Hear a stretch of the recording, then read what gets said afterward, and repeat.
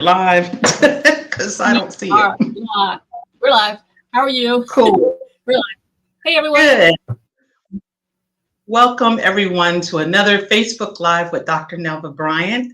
As you know, we are in the special edition as we are airing on Wednesday at noon because we have a special guest with us today.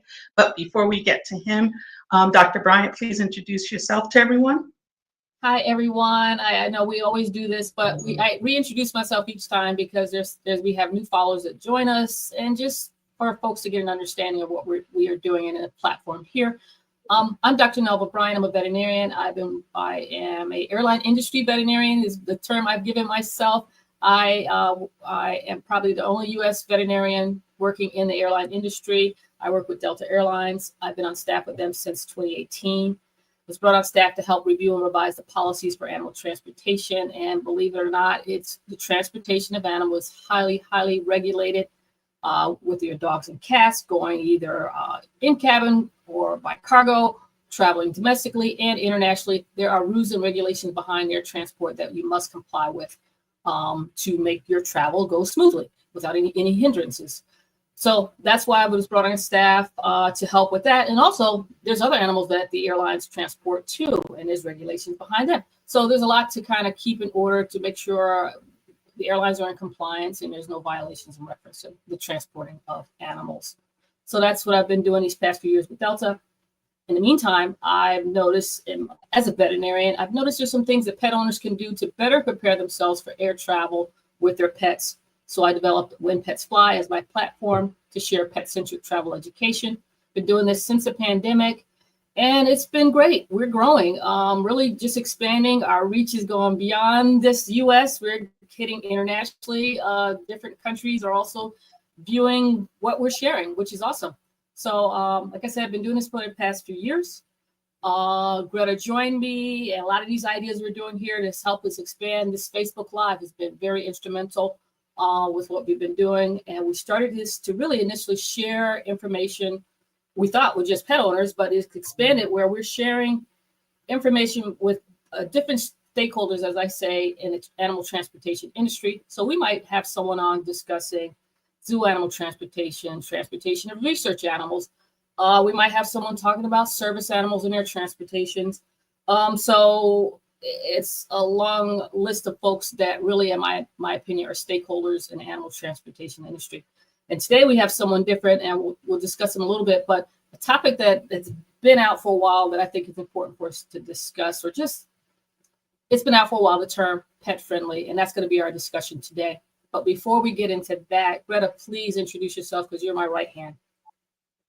Hi, everyone. My name is Greta Russo, and I help Dr. Bryant with marketing and getting the message out to everyone. Everyone from pet parents to veterinarians and vet techs, as well as she mentioned animal transporters and everyone in between. So it's definitely a big world, and also more and more people in different industries are interested in providing pet-friendly hotels, pet-friendly restaurants, pet-friendly modes of transportation. So it's definitely a growing subject, and I love the fact that we are part of a journey that is expanding. And the more we all educate ourselves, the more that we can make sure that our animals, who are the focus of everything, has a safe and happy travel. So one of the things that I wanted to share today, we spoke about it before, Dr. Bryant, but the cruise that is specifically going to the dog is finally put a timetable down, and they are looking to set sail November of this year. So I don't know if anyone has tickets to that's watching this, but I wanted to share with everyone that as of November 2025, Margaritaville at Sea is launching the world's first dog-friendly cruise, aptly named Tales of the Seas. Departing from Tampa, Florida, this unique voyage will welcome up to 250 dogs and their owners aboard the Islander ship. Let's see, what else do we have? That's interesting. Very interesting. Yeah. So they set the dates and everything for it? Yep, absolutely. The cruise pampers pups with costume contests, parades, dog shows, splash zones, and even puppy massages. Pet-friendly cabins have balcony potty spots, plus a pet butler to spoil every furry guest. So they're really going all out.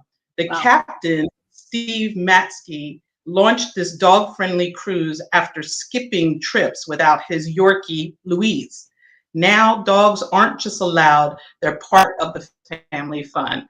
So I'm loving this. It's not just a cruise where you can bring the dog on. It's a cruise that is going to sail to the islands, but this time they are really focused on your dogs, and it's dogs only.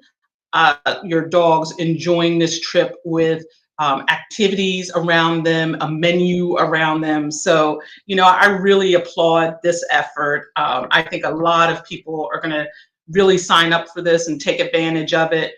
And I can't wait to hear how it went and what the experience was like. So I'm sure we're going to hear lots of reports on that.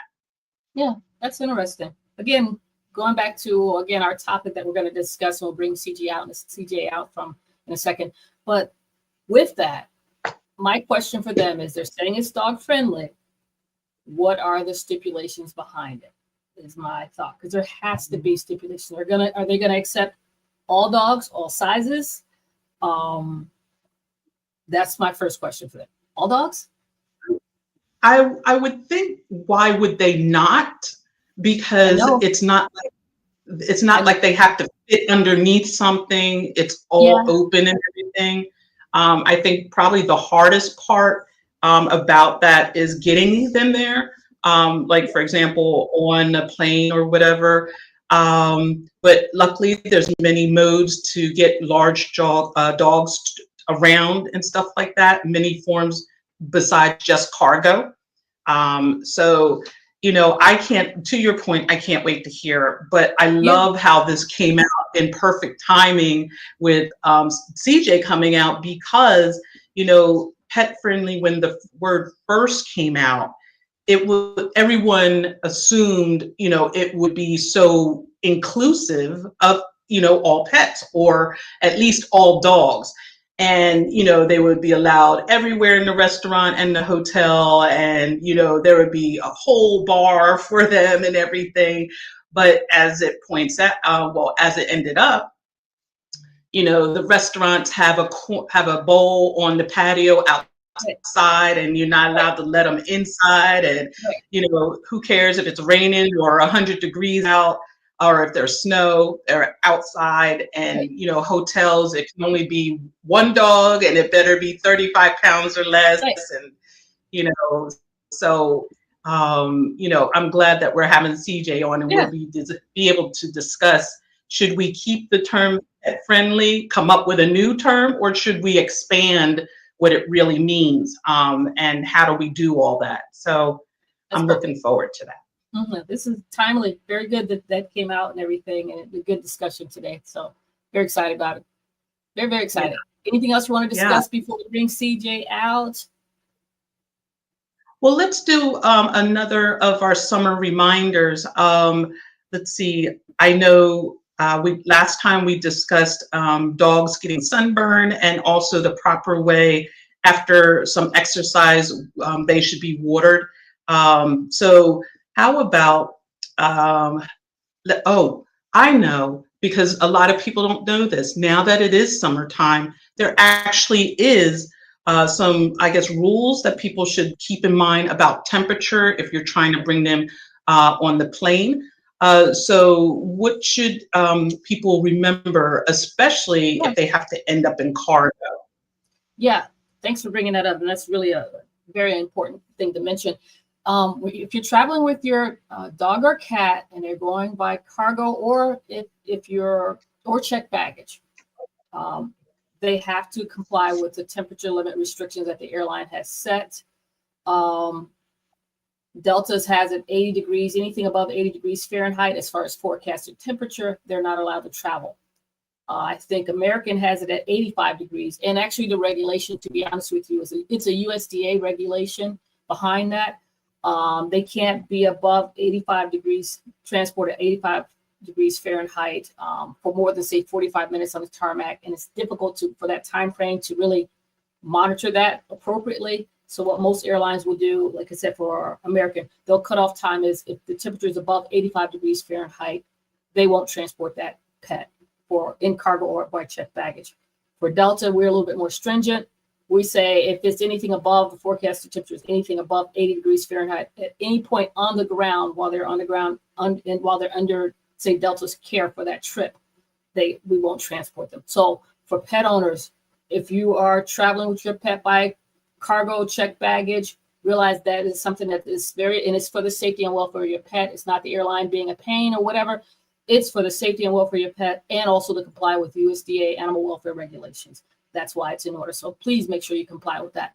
Now, this forecasted temperature does not impact transporting your pet in cabin because they're with you, and think about it, cabin is cold on the aircraft. So there's no worries about it going in cabin, but checked baggage and cargo, it's a big deal.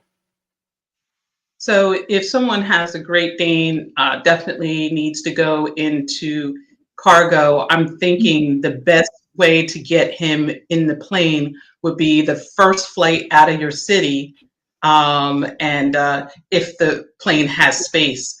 Now, okay, I'm going to ask you this because I saw everybody sees everything on social media, and you know that's the holy grail of today's news.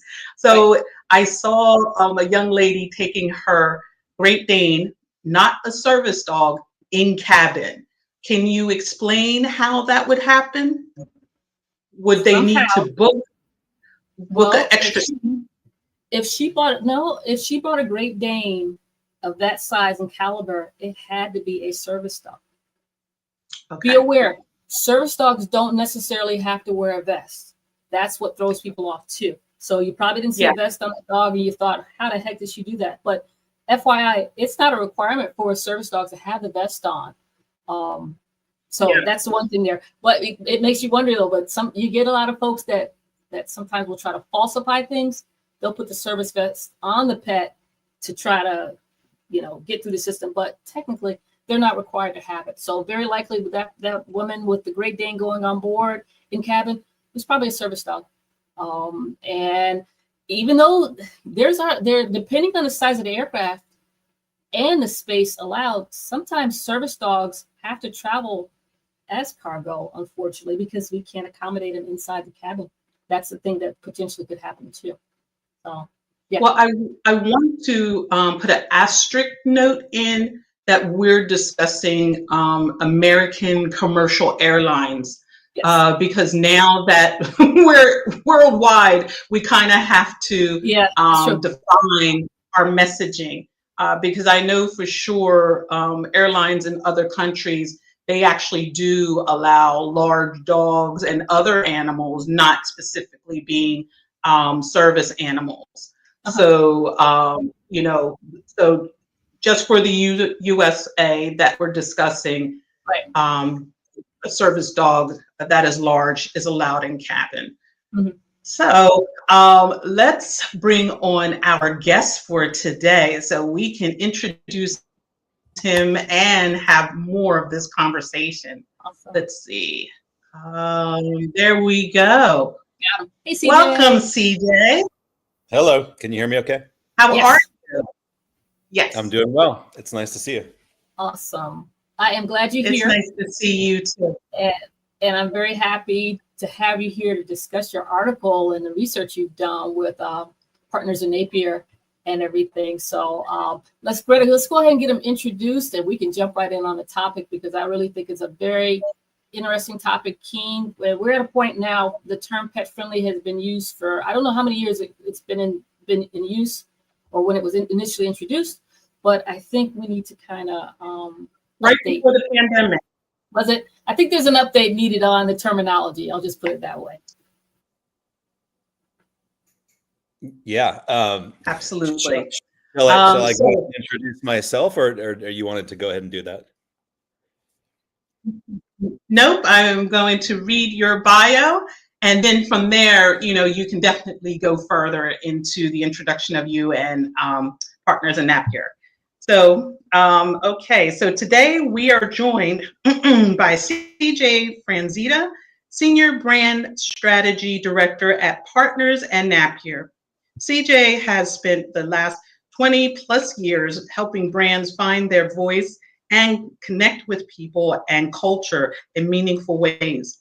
His career has taken him through 6 top advertising agencies, from Ogilvy, New York, to RGA, BBDO, and McKinney, where he's led strategy to powerhouse brands like AT&T, Wireless, Hershey's, Verizon, L'Oreal, Georgia Pacific, CarMax, and NBC News.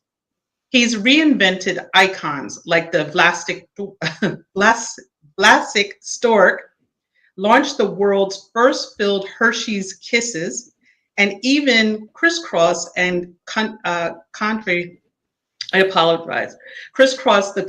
assessing theme park equities for Six Flags. Today, CJ brings that deep strategic insight to Partners in Napier, where he's currently leading work for brands including Royal Caribbean, Checkers and Rallies, and MD Live. So everyone, please help me welcome CJ Franzitta from Partners in Napier. Thank you for joining us.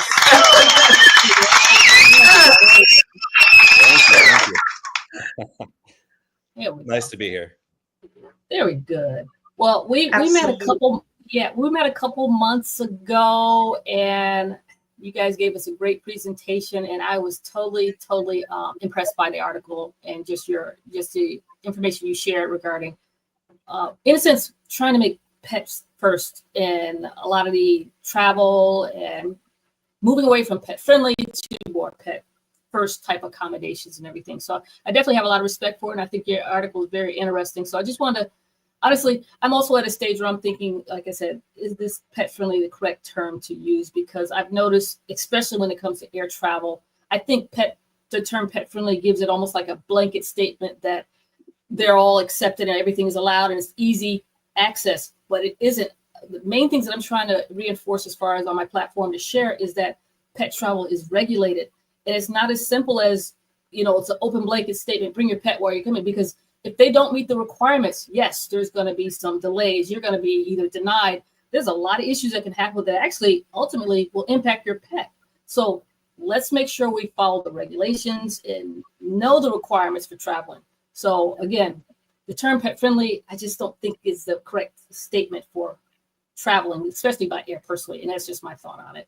But please share what your research, share what you have come up with, and just share it with our audience here. I think it'd be great, CJ. Sure. So let me just go back first of all and comment on the idea of a whole bunch of dogs on a cruise ship, the Margaritaville cruise that you were mentioning. Greta, I had not heard of that yet. It sounds really interesting. As a dog owner myself, I can imagine that would be full of a lot of joyful moments. But I will also tell you that a few months ago, I went on my first ever cruise vacation. And there was a first dog officer on that cruise ship. She was a golden retriever, about a year old. Her name is Rover. And she was the star attraction, I would say, of the entire cruise ship. She would spend her time walking around and greeting passengers and letting them pet her and making them feel great. And at one point, the ship wasn't able to dock at the location that it was supposed to dock. And so in lieu of that, they held an informal Q&A session in part of the ship, and anyone who wanted to attend could. And they had people like the chief science officer and the head of the hotel function of the ship, and someone from the crew that helps to steer the ship. And they had Rover and her handler.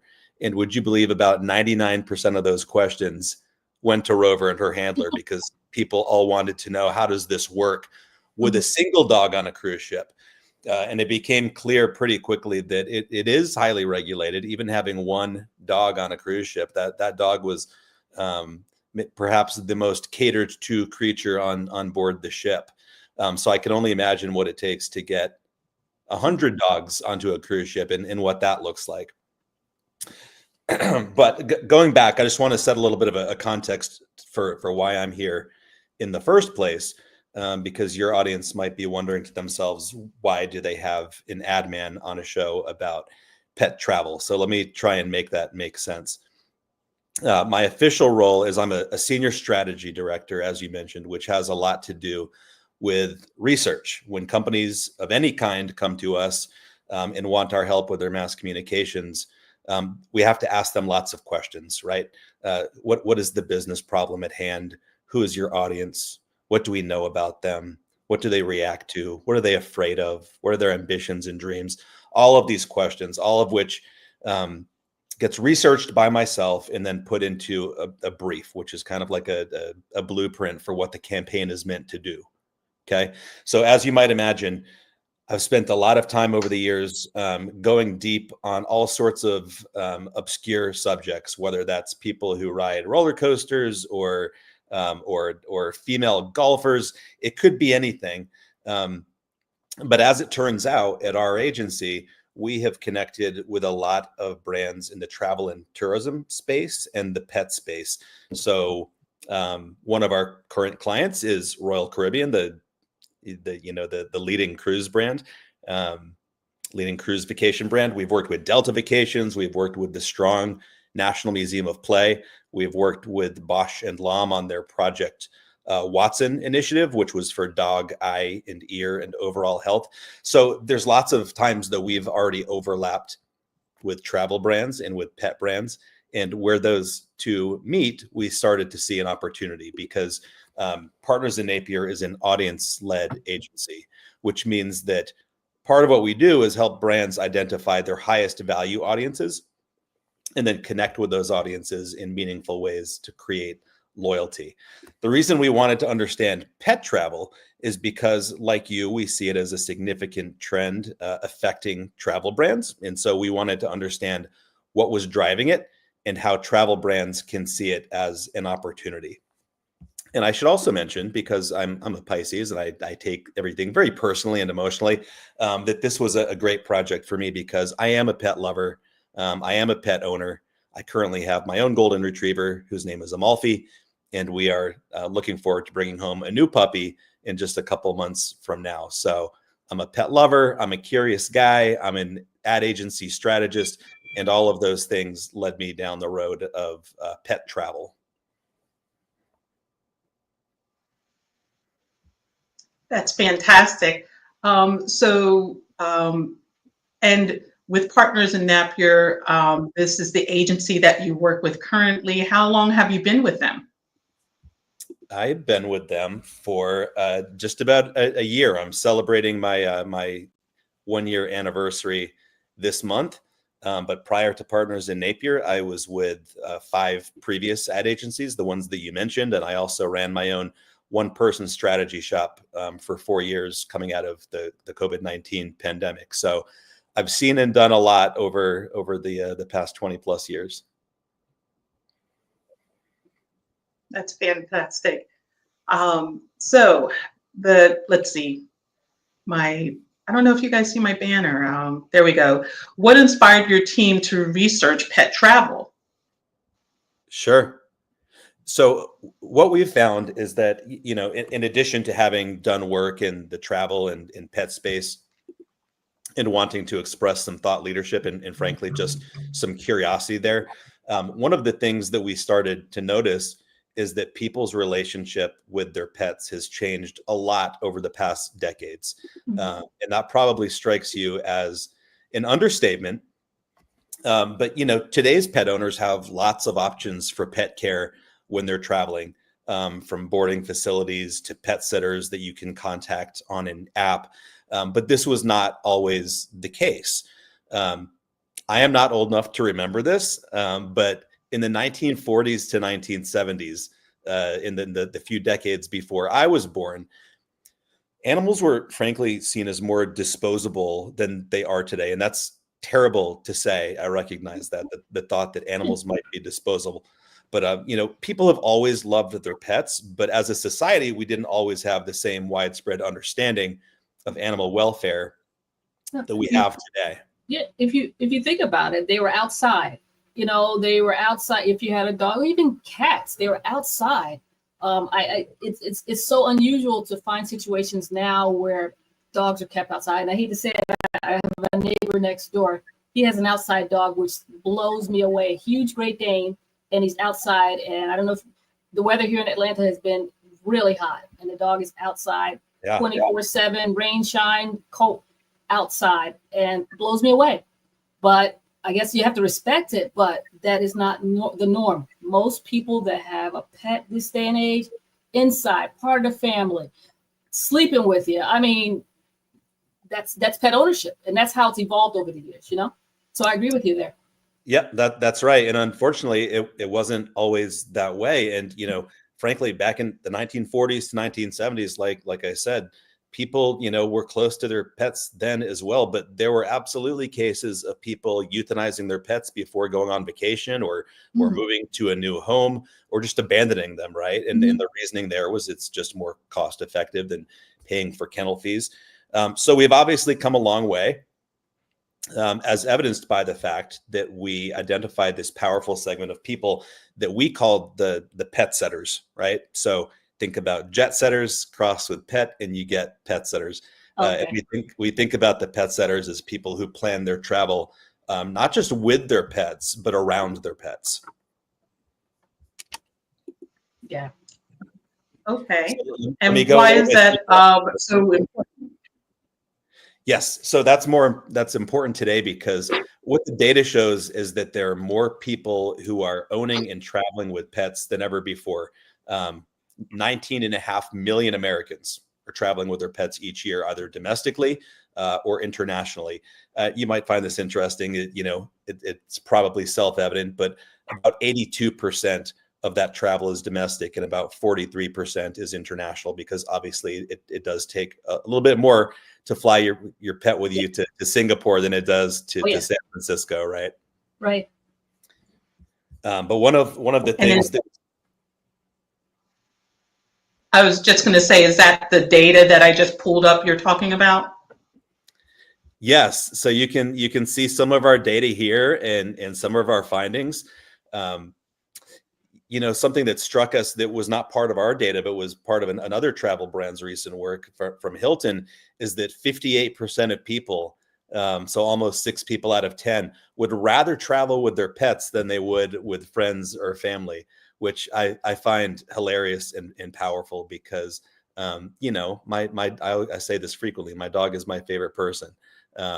What's better than having my favorite person on a trip with me? But where this starts to become really real and interesting for travel and pet brands is that people are willing to put their money where their mouth is, right? So one of the questions we asked is, how much more money would you be able to spend above and beyond the money you spend on yourself on a trip to ensure that your pet enjoys that trip?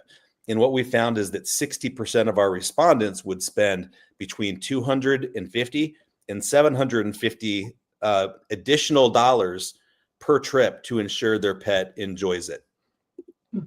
Wow. When you multiply that by the number of pet owners out there and the ones looking to take their pets on the road or in the air with them, that adds up to a lot of money, right? That is currently being left on the table. Some of the reasons that we saw that people want to take their pets, not just on a trip with them, but along with them to enjoy it, is that, I think there's a growing realization that pets are more complex creatures emotionally than we've previously given them credit for. So dogs and cats make memories. If you've ever seen a dog see a person that they haven't seen for 2 or 3 years and the way they might react to them, the long-awaited reunion, you can tell that dogs and cats and any number of animals have memories, right? And they can make memories on trips just the way that we can. They can experience the joy of jumping off a boat into Lake Ontario. They can appreciate escape from routine. I'm sure Dr. Bryant could talk to us about the importance of novelty in dogs' lives. Yeah, I mean, it gives them a good enrichment and different. I mean, imagine if they're not going anywhere, how boring it will be, but it's exciting, something new. You got a lot of pet owners that, that are into taking their pets hiking and just adventures with them nowadays. So I'm sure it's more enrichment for them. It's more satisfying for them to be traveling and going places with us. Absolutely.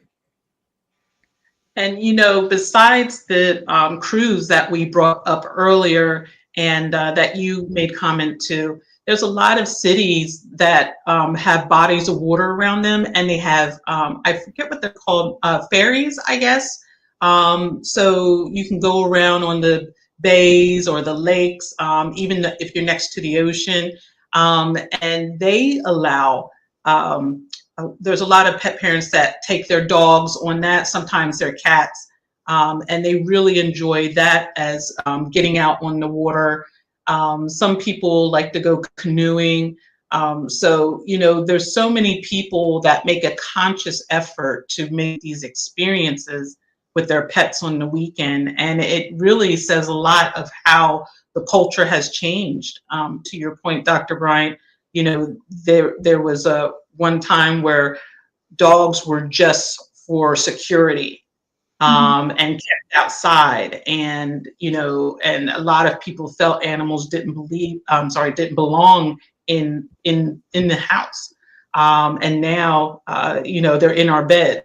And so the culture around our pets has definitely changed, and I for the better, I believe.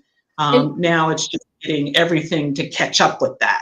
But you know what, and we have to think about this too. A lot of the information you have here, CJ, I would imagine is US based and how we view animals culturally within the US. But we have to realize too, when we go outside of the United States, there's some countries that still feel kind of almost the same way. As far as back in the early years with us, where dogs or animals are outside, they're not a part of the family. They're there for, guarding. And so we've got to recognize that too. And it kind of makes it difficult in a lot of ways with us because we don't see it any other way because that's our culture. And then you you travel and say, go to a different country and you might see something different of how they handle animals. It's logical, you just don't understand it. Even without, say personally, with viewing animal welfare regulations and how animals should be treated here in the US, and it's a regulation.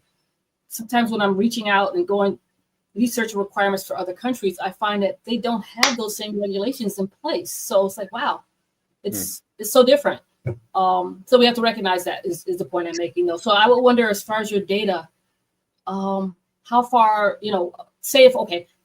how would Canadians feel about it? How do they feel about it in UK? It just makes you wonder, as far as the data and your research, other countries, how they feel about the same information. Yeah, I'd be curious about that as well. And if we see an opportunity to look at that, I'd certainly be thrilled to expand the research and see what it looks like in other countries. But what I can tell you is that among the US audience that we polled, a majority, 57%, we were talking about how pets are treated. 57% feel their pets are treated by travel brands as an afterthought, which is not a good thing. Nobody wants to be. But you know what? And this is, again, for me, from where I sit and I see situations of how people transport their pets, I feel that they're treating your pets almost like an afterthought because there's things that in my mind, they need to be doing. And again, that's what I share on my platform, Pet-Centric Travel Education Tips. There's things they can do to better prepare their pets for air travel, but they're not doing it. And they're not doing it because they're not aware. And all I can say is I'm thankful for the role I'm in so that I can share this information. But if I was not sharing it, it would still be going the same way. they need to understand as far as the preparation tips. There's things that pet owners need to do to make sure that pets are properly prepared for air travel. And then everything will be easier. So please, as pet owners, don't treat your pet as an afterthought either. And when I say that, meaning get them prepared. If they're going to be in a crate or they're going to be confined during transport, get them acclimated to being confined so they don't try to break out and do everything. And sedation, you say, oh, I'm going to just sedate them. Sedation is not the answer. That's actually detrimental for them during air travel, depending on if they have underlying medical conditions, and just in general, it's detrimental for them to be in that state during transport. So acclimation is needed. Then also you need to make sure they're medically fit to fly. A health certificate doesn't mean they're healthy. That's not what that form means, but they call it health certificate, which I don't know why. But anyway, that's what they call it. But make sure your pet is medically fit to fly so that you won't have any problems. So all these things you need to do in advance before you book it, and then also complying with the airline policies to make sure they're in place for the safety. Understand the importance. Airlines are not, and the policies we have are not just trying to say be a hindrance. They're for the safety and welfare of your pet during transport. So prepare ahead of time, and then the transition will be better too. So all I can say, when it comes to animal transportation, pet travel, it takes two. We've got to get prepared. Actually, to me, it's a combination. Your pet owner, work with your veterinarian and with the airline to ensure they're all safe during transport. If we all work together as a team, pets can be it should be no more afterthought. Everything is taken up front. So that's just my thought on that. I love that. Yes, it definitely requires active thought ahead of time. My family, not to make this all about myself, but personal focus group of one here. My family is going on a vacation next week. We're not flying. We're driving a few hours away, and we're spending the week at a beach in a place that is going to be unfamiliar to my dog. He is coming with us. And so there's lots of planning that's going on, not only for my wife and my 10-year-old daughter and myself, but to make sure that the dog has everything that he needs to be safe and comfortable during a week in a foreign place. Right. Even if it's a beach house. So. No, that's good. Hey, food. We just last week we met with Dr. Sprinkle. She's a veterinary nutritionist, and she also has a podcast, Vet Life Reimagined. We were discussing with her nutrition. Just prepare. Make sure your dog has the food, the normal routine diet that he normally eats, enough for your trip. Because imagine you get there and you don't think about. See, when we travel, we don't think about food that much. We figure we can find something to eat, right? But your pet needs a steady, consistent diet. Any change in the diet, you can get vomiting and diarrhea, and then that's now this potential additional veterinary medical fees on top of that while you're away, and it just causes more problems. So now you have to make sure consistency with your pet as far as their diet while they're away, and so just brings up a lot that, again, sometimes pet owners don't think about when they're traveling, all those little intricate little details for consistency with them. So, yeah, that's right. So what are your thoughts to say? What are we saying? Yeah, okay. So to our question here. Mm-hmm. You go ahead. Go. To our question here, what do pet parents say travel brands are getting wrong? Sure. So I already mentioned that 57% feel that their pets are treated like an afterthought rather than something that's been thought of actively in advance. But some of the common frustrations that our research showed are things like hidden fees related to pets. Nobody likes to be surprised with hidden fees in the middle of a trip. Confusing policies that they can't understand, right? Poor relief areas. So I think there's a difference between providing a place for pets to be comfortable to do their business in a place that's safe and well lit and stocked up with the supplies you need, and just kind of putting a piece of real estate aside and saying that's the rest area. And then just unwelcoming or frankly inconsistent experiences, which I think go to show that a lot of staff at travel brands are not fully versed in what the policies are not prepared, are not vetted perhaps to be pet passionate. And that's where I think this terminology comes into play and is so important, because like you mentioned earlier, Dr. Bryant, we're all familiar with the phrase pet friendly, but it's become so overused as to mean almost nothing because it's so easy to check the boxes. That pet friendly, more often than not, comes across as pet tolerant. My pet is tolerated here, but there's a big difference between being pet tolerance and pet friendly and pet passionate. And pet setters tend to see right through that and to know the difference. Yeah.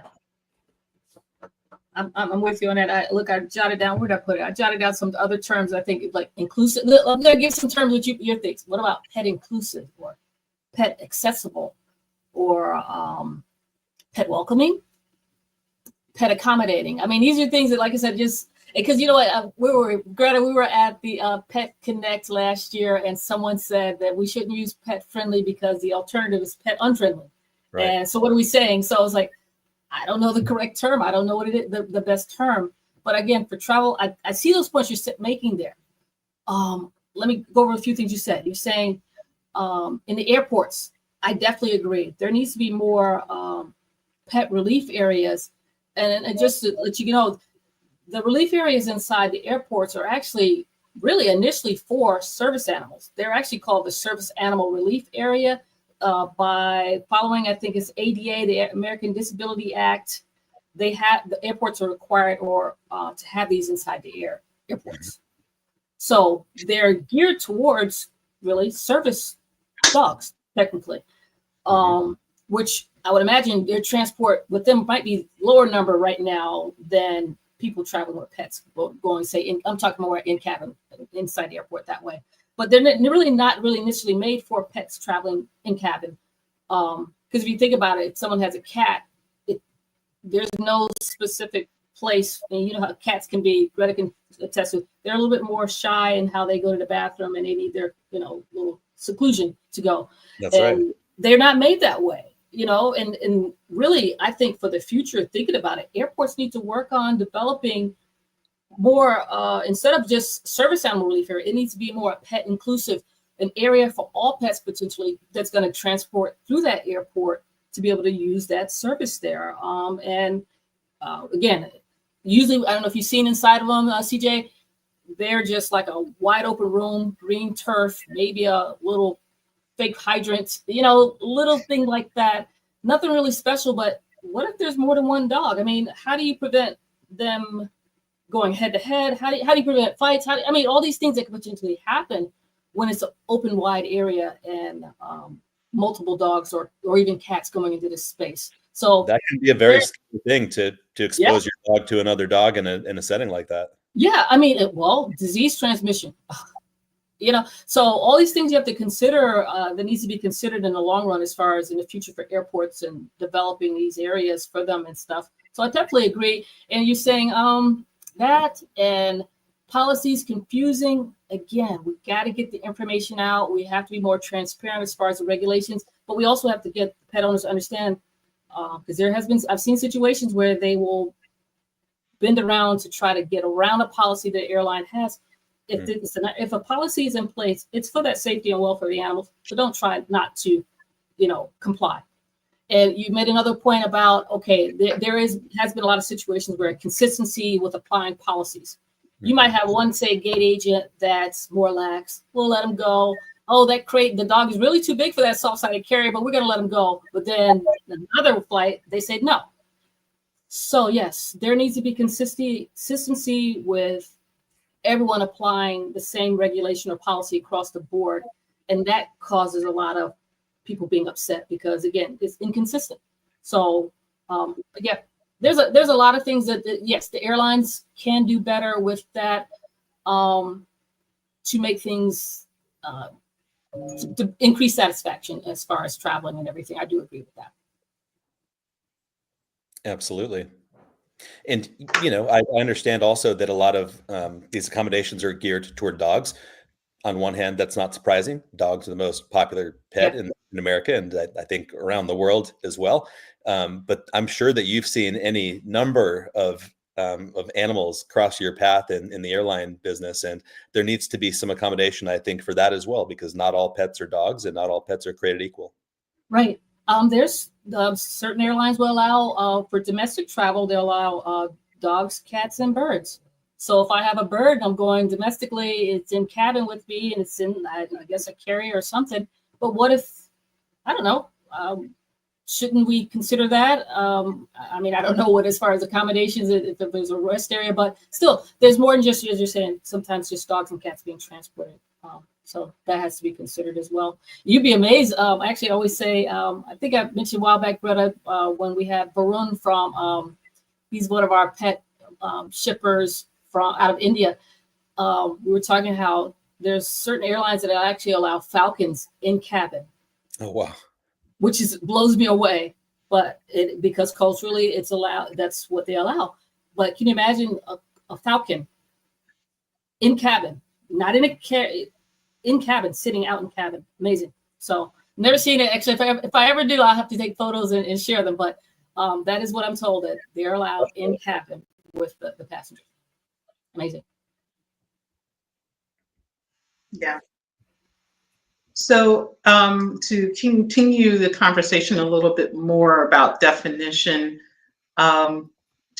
what is the difference between pet friendly and pet first? It's a great question. You know, I think terminology is really important. Like we've been talking about, it can signal all sorts of different things. And to my mind, when you talk about pet friendly, it's a passive term, right? It implies you can bring your dog. It's going to be, or your pet, right? It will be tolerated. It will not be kicked out. It is acceptable here, but it's a very passive term, right? It's actually not a very friendly term for a term that has the word friendly right in there.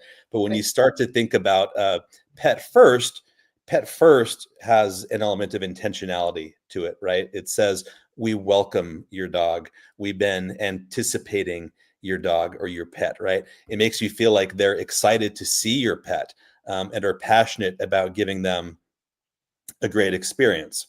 And I think when you start to put, to think about the nuances of those terms and to pull it apart, you might institute different tactics if you were a pet first travel brand versus a pet friendly or pet tolerant travel brand, right? So a pet first tactic might involve things like personalized welcome kits when my dog arrives, right?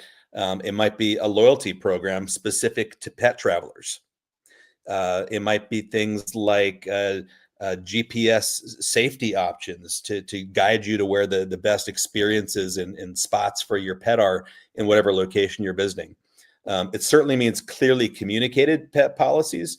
And even for things like rest areas, it means pet relief areas that are clean and accessible and branded. So you can start to see how having a pet first orientation leads to more and better ideas for pets. Yeah, I definitely see, like I said, we were saying earlier, pet friendly is more than just putting a water bowl out. Having, you know, let's say you could say a rest area, a relief area. I mean, it's a lot more to it than that. I mean, keeping it, well, even if you have these things, again, keeping it clean for them, safe environment for them, and everything, because they're coming. So, but if you have a bowl and everybody shares it, that's not safe and healthy for them. So there's a lot to consider with it. So I definitely agree. Sure.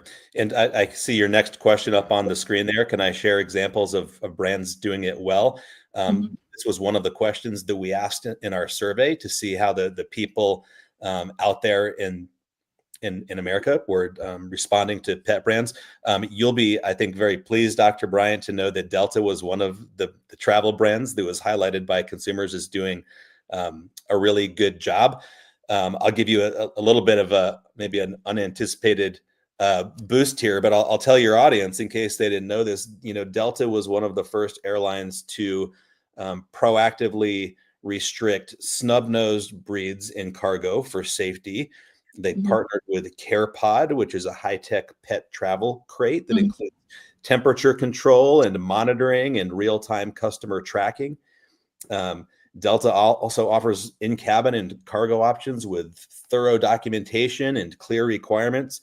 And finally, they've trained the staff for pet handling and have better transparency than many of their travel peers have on what's required pre-flight. And I give you, Dr. Bryant, a lot of credit for being part of that story.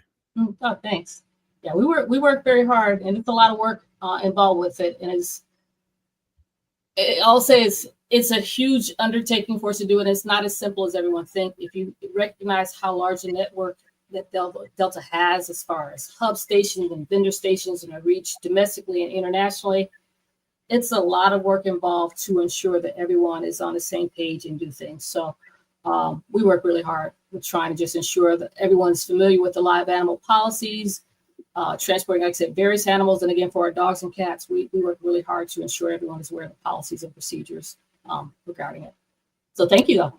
Yeah, I love that. And here's another brand that our survey respondents pointed to. They pointed to Hilton. I think Hilton made the list because they really emphasize pets' comfort, clarity around their policies, and consistent actions. So a few things that Hilton does is they offer pet-friendly menus. They offer on-site pet care services. And several of their properties even have what they call canine concierges, which, think about a dog that's kind of an in-house dog and that greets you on arrival. As I said about my own cruise ship experience, having a pet there to greet you, it just brings emotional comfort to so many people and so many pet owners. Yeah. Another brand that I'll call out to you that I think is doing a really good job, and I'll leave it at these three, but Kimpton is doing a really good job.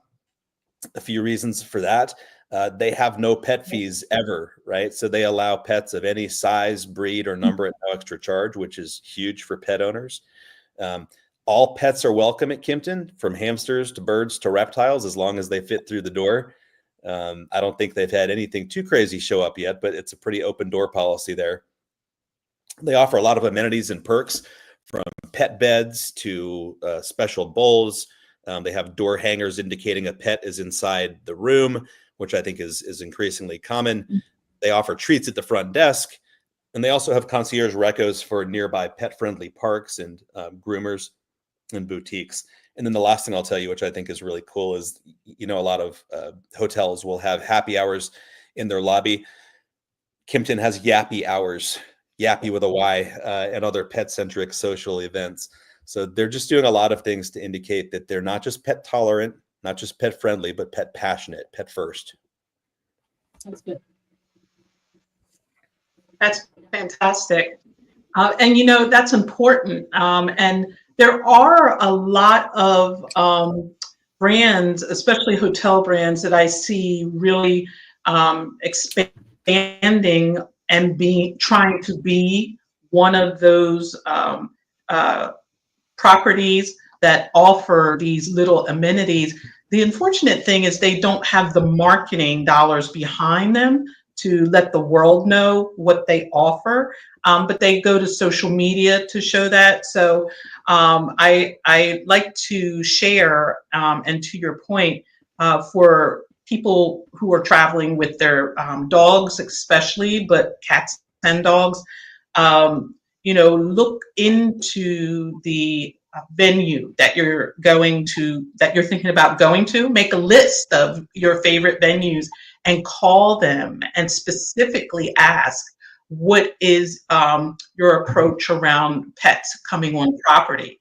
And if you make it a wide open question like that, you're giving them a chance to let you know what they do to, spoil your pet. Some may just say, "Oh, we got a bowl on the balcony for you," right, and leave it at that. And then some might just roll out the red carpet, and and you make that list of the places that roll out the red carpet, because you want to really go to a place that give a warm welcome to your pets, because when you know that someone else is looking out and taking care of your pet, the peace of mind that you get, and you feel like royalty, like just a pet menu showing up on the TV alongside your regular. The first time I saw that, I was like, oh my God, I felt special, and I didn't even have a dog. So definitely, do that kind of extra step research and, write those down and show your loyalty to those brands, no matter how big or small. I love that. Yeah. And there's actually a lot of social media influencers that point out a lot of these properties. And like there's one young lady, her husband, and Winston. Their tagline is Worldwide Winston. I'm Mhm. so in love with Winston. He lives the best life, that daggone corgi. And, you know, they invite Winston all these types of places that are like what a person would want. They invite little Winston to come there. And I'm telling you, they show the footage, the video of Winston enjoying his life, and it gives me such a great feeling. Like when you're having a shitty day, I go and look for Winston and see what my life could be like, and he's just luxuriating on an Italian little what is it, a gondola, and all this other stuff, and it just makes you happy to see that. And I literally write down the hotels that they go to that Yeah. roll out these red carpets. So to Dr. Bryant's point and to your point, CJ, pet parents, yes, it'd be nice if all these places did that and advertised that they did that. But you got to really do the research and try to find those gems that do that. That's right. And what a gift to Winston and to Winston's owners and to anyone who gets to go along for that ride. I know we only have a few minutes left here, so let me also leave a few tips to any travel brands that might be listening in, a few things to take away from our research and what we learned. I think number one is that pet travel isn't a perk anymore. It's becoming more of an expectation. The best brands are integrating pets into the whole experience. So think about things like room layouts that include pet comfort zones, check-in that accounts for pet stress, and marketing that speaks to that pet-parent bond, which is indelible and just so strong. The second point I'll leave you with is that pets are an emotional extension of the traveler. Sometimes I feel like I can feel what my dog is feeling and he can feel what I'm feeling. They're an emotional extension of us. So if the pet isn't relaxed, guess what? The guest isn't either. And every touch point of your experience is an opportunity to either build trust or to create friction. Friction is what you don't want as a brand. And finally, the third point I'll leave you with is that pet setters are powerful amplifiers. So Greta, you were just talking about the influencer, Winston's owners. She's an amplifier, right? She posts, she shares, she advocates. So brands that serve influencers like that well today will be talked about tomorrow on social media and in reviews and in the streets.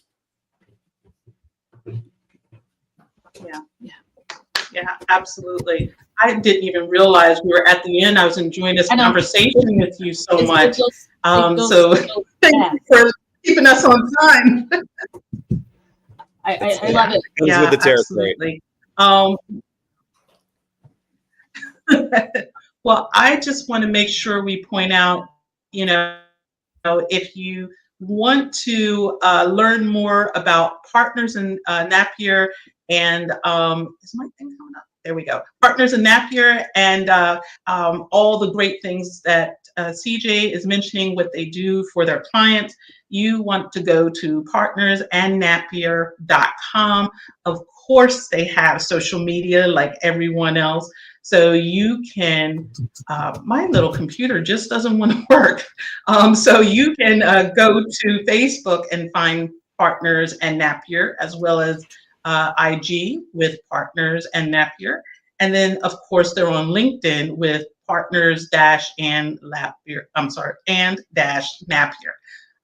So make sure you reach out to them so that you can find out what they can do for you to help you reach your audience. Is there any last minute things you'd like to say, CJ, to not only the end user, but the brands? I would just like to thank you for your time. I think, pets are an important part of our culture, and, it's important to recognize when culture shifts and when culture tips. And I think we're at a tipping point now for travel and pet brands where they need to understand that this is not the 1940s, never mind the 1970s. Pets are a much more important part of our lives, and expectations have shifted. So we need to keep those in mind. Yes. And thank you for having me. I enjoyed the discussion. Oh, I love it. Thank Absolutely. you, Jay. Thank you, CJ, for being here and sharing your insight with it. And this conversation definitely needs to continue more and more. We've got to get it right. Basically, there's a lot of work on everybody's hand. And again, as I said, as far as pet travel by air, let's work for the safety and welfare of your pet. Let's work together with our pet owners, our veterinarians, and with your airline to ensure your animals get to their destination safely. My hope. Absolutely. Well, CJ, we definitely got to have you back because this conversation was so much fun. And you know what? There's probably brands that are thinking, I really want to reach them, the pet setters, pet parents, but I don't know how.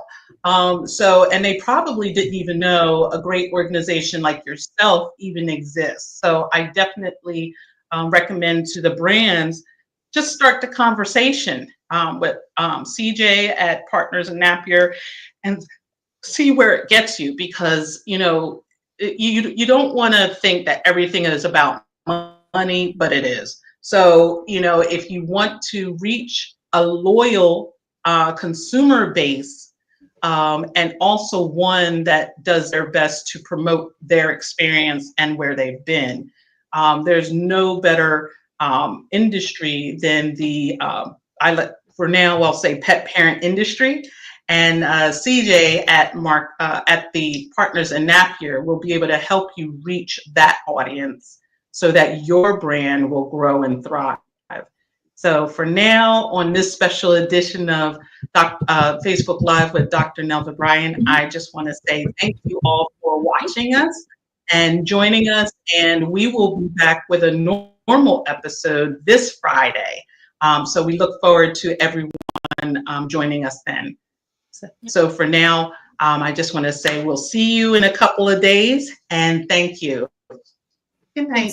Thanks, everyone. Thank you all. Yeah. Okay. Pushing in stream. CJ, I have a computer that has its own mind, so Dr. Bryant usually has to tell us when it turns off and on, because I don't know. I did push in stream.